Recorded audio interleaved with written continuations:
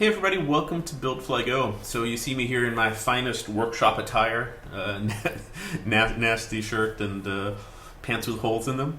I've been asked a lot of questions about priming, so we did a quick short video, maybe 10 minutes total, on priming and the process, and we'll jump right to it. Just a quick intro. I apologize in advance for the shaky cam. It was just myself in the workshop that day, so enjoy. Note on safety. All of these primers, all of these chemicals are nasty and they will kill you. Not immediately, but slowly and painfully.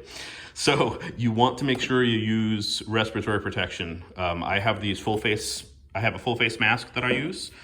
You can use just the half mask as well and goggles. I personally prefer a full face mask. A lot of people use forced air, external air. I find that these are acceptable. These have the organic vapor, I believe this is organic vapor acid gas cartridges. These cartridges are good for a number of months. Follow the directions on how long they're good for. But this does a pretty good job for me. You're probably aware that I have a reasonable sized beard, and which means this does not seal terribly well. It seals well enough that I can't smell anything. I can't smell the primers, and I don't have any breakthrough. Mostly because I just really tighten the thing against my face and I have no issues. But be careful with that. You don't want to be breathing the primer and the fumes.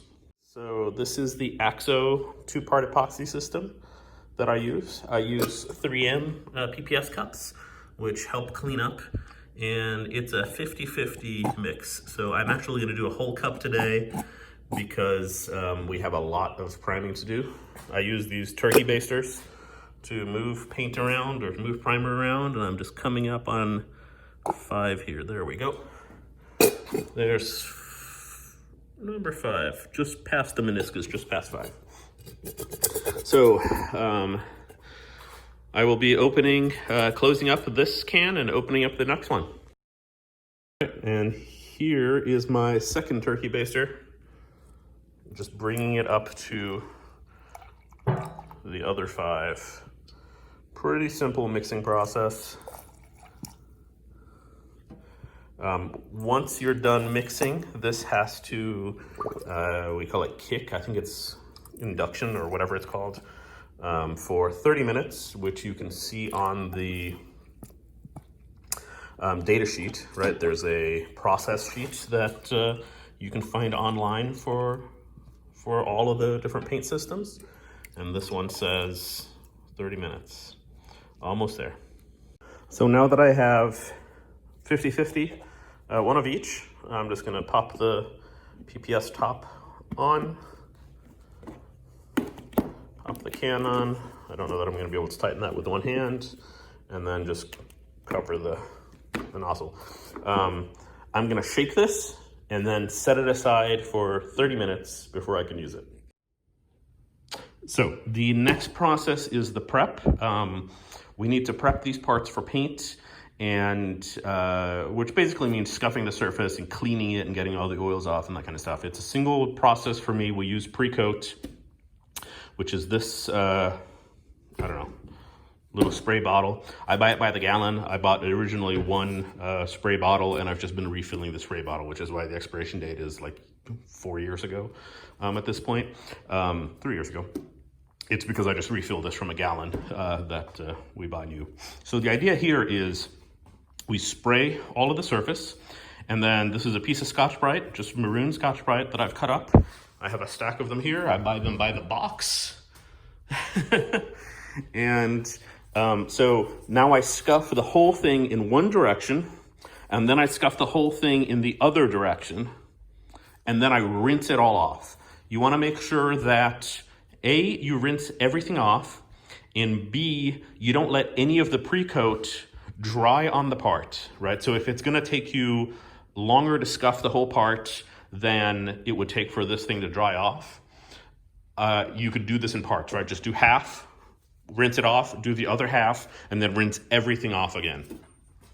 Once that's done, I just make sure the parts are dry, right? So I let them air dry for a while, and then when I'm done with all of the parts, I actually wipe them all down with a paper towel just to get all of the water off. If you have any water left over, you're gonna get little beads in your primer and it doesn't look good.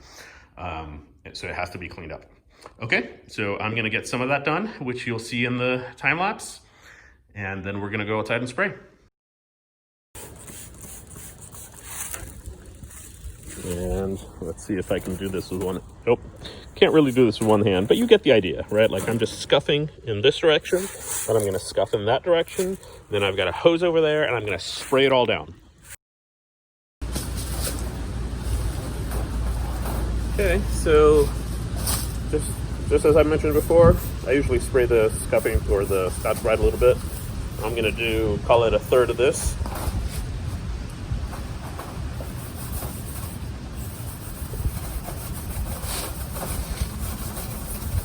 One direction, and then the other way. And the idea is you want to make sure that you scuff all of it.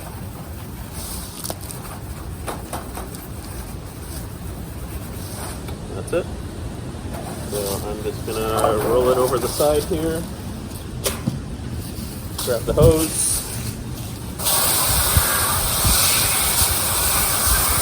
spray it off. That is all. It's a pretty simple process, but it allows the primer to adhere a lot better. All right, folks, thanks for watching. And if you have any questions, just let me know. As I said early on, some people prime, some people don't prime. There's really no right answer here. I figured it was some extra effort, but really not that much, and it left a really nice finish that I'm happy with. Do send us questions. We have the roundtable coming up in a couple of weeks, so shoot questions to us for that roundtable, and myself and 3 or 4 other of your favorite aviation enthusiasts will be chatting, and we'll hopefully answer some of your questions. All right, have a great week. We'll talk soon.